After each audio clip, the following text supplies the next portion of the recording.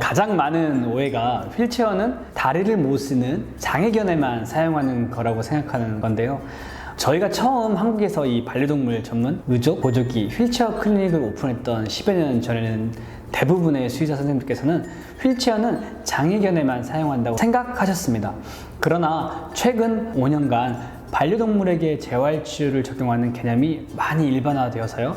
많은 수의사 선생님들도 디스크가 진행 중이거나 비만견에게 체중 감량을 위한 보조장치, 노견의 보행 보조, 양쪽 다리 수술 시에 재활 등의 목적으로 휠체어를 많이들 사용합니다. 사람의 경우에는요, 휠체어는 아예 못 걷는 사람들에게 사용하여서 이동을 목적으로만 사용합니다. 그러나 이 반려견들에게는 단순한 이동보다는 재활의 목적이 더 큽니다. 반려견의 휠체어는 사람의 목발과 같은 개념인데요.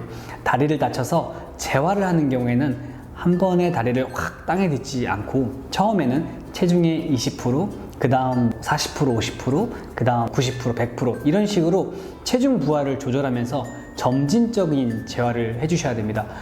다리가 다쳤다고 나을 때까지 아예 못 걷게 하면 오히려 다리의 모든 근육이 약화되어서 회복이 더 어려워지거나 치료가 더뎌질 수가 있습니다. 그런 것처럼 우리 아이들도 어떤 질환으로 인해서 기능이 제한되었거나 기능이 회복될 때까지 계속 움직이지 못하게 하는 것은 더 큰 부작용을 발생시킬 수 있습니다. 그렇기 때문에 휠체어를 착용한 상태에서 다리의 정렬을 올바르게 만들고 다리를 사용할 수 있도록 해 주어야 합니다.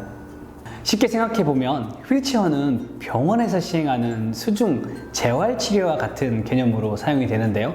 예를 들어서 디스크가 있는 아이들은 체중을 부하한 상태로 보행하게 되는데요. 척추에 큰 무리가 되고요. 오히려 디스크를 악화시킬 수 있기 때문에 활동 제한을 권고하는데 휠체어의 경우는 척추의 배열을 정상 상태로 고정을 하고요. 뒷다리에는 전혀 체중이 부하되지 않는 상태에서 보행을 할 수 있게 해줍니다. 집에서 하는 수중치료와 같다고 생각하시면 좋겠습니다. 만약 아이가 스스로 몇 걸음 걸을 수 있는 상태이지만 통증이나 기능적인 약화로 인해서 끌거나 보행에 어려움이 있는 경우는 보조기를 우선적으로 하고 그와 반대로 근력이나 기능 약화로 기립, 서 있는 상태가 안 되는 경우에는 휠체어만 적용하거나 휠체어와 보조기를 함께 적용하셔야 합니다. 이런 부분의 결정은 아이들의 보행 패턴과 진단받은 증상에 따라서 달라질 수가 있으니 전문가와 충분한 상담을 받으시길 바랍니다. 휠체어는 의료기기입니다. 반드시 검증받은 곳에서 전문가에게 상담을 받으시고요. 그리고 사용하시기를 추천드립니다.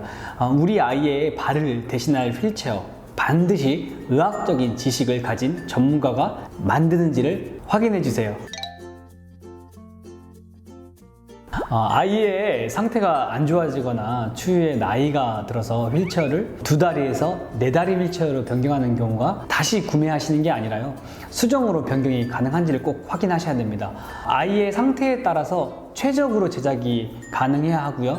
예를 들어서 디스크가 있는 아이가 재활을 위해 휠체어를 사용하는 경우에 상태가 많이 좋지 않아서 다리를 끌고만 다닐 때는 휠체어 높이를 조절하셔서 그 높이를 높이셔가지고 다리가 끌리지 않게 조절해 주셔야 되고요. 재활을 통해서 충분히 상태가 좋아지면 그 다리를 살짝 땅에 닿을 수 있도록 고유수용성 감각을 느끼게 해주는 것들, 감각을 찾게 해주는 것들을 재활을 통해서 더 활성화시킬 수 있습니다.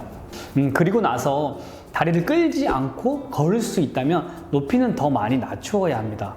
이렇게 아이의 상태에 따라서 지속적으로 전문가와 소통하며 제품을 수정 받으셔야 하고요. 그렇게 사용하셔야 합니다.